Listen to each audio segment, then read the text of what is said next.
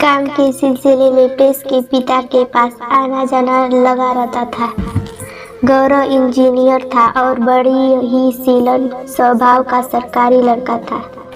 चारों तरफ औरतें बातें बनाने लगी। एक औरत बोली, अरे देखो कैसी विधवा है, ये सफ़ेद साड़ी नहीं पहनती, पति का जर भी दुखी नहीं है। तो दूसरी बोली, बन स्वर कर का ले जाती है, बेचारे रमा और मुकेश के तो बुढ़ापा ही खराब है। तीसरी औरत ने कहा, पहले से इस लड़के का घर में आना जाना ठीक था, लेकिन अब प्रेस नहीं है तो इस जमाना विधवा बहू के घर नहीं आना चाहिए। लेकिन सविता को किसी की बातों से कोई फर्क नहीं पड़ता था, क्योंकि उसके पास ससुर उसके साथ थे। रमा जब इतनी अच्छी बहू के लिए लोगों के ये तीन सुनती तो वह तड़प उठती थी, रोने लगती थी। सविता ने अपनी मेहनत से बीएड कर ली और विलंगा काटे में वह एक शिक्षिका के रूप में नियुक्त हो गई। रमा, सुनो, प्रेस के पापा हमारी स्मिता अब एक टीचर बन गई है।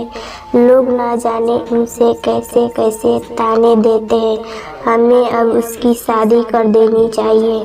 मुकेश सही कह रही हो, रमा विधवा है, अनाथ नहीं जो लोगों के उल्टी सीधी बातें सुनेगी। हम अपनी बहू की शादी धूमधाम से करेंगे। मुकेश ने जब अपनी बहू की रिश्ते की बात जब कुछ लोगों से की, तब लोग कहते, अरे मुकेश तू पागल तो नहीं हो गया, विधवा बहू की शादी करना चाहता है तू? मुकेश, हाँ, मैं उसकी शादी करना चाहता हूँ। उसकी जिंदगी से विधवा सब हमेशा के लिए मिटाना चाहता हूँ।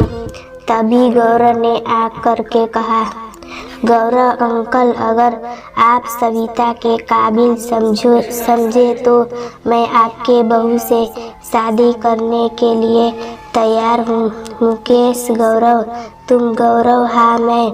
मुकेश, मुझे यकीन ही नहीं हो रहा है कि मेरी बेटी तुम्हारी जैसे लायक और होनहार बेटा पसंद करेगा। मुझे तुम पर गर्व है। मैं ये शादी के लिए तैयार हूँ बेटा।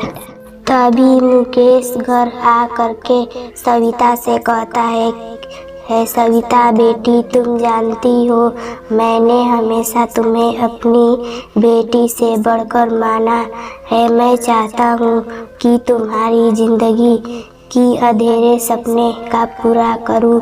मैं तुम्हारी शादी गौरव से करना चाहता हूँ। तुम्हें कोई एतराज तो नहीं? सविता, पिताजी से प्रेस की जगह शायद ही मैंने किसी को दे पाऊँ, लेकिन अपने जो मेरे लिए किया है वो कोई कर नहीं सकता। आपका फैसला मेरे सर आँखों पर, जैसा आप कहे मुझे मंजूर है। और फिर सविता और गौरव की धूमधाम से शादी हो गई और सब खुशी खुशी से रहने लगे।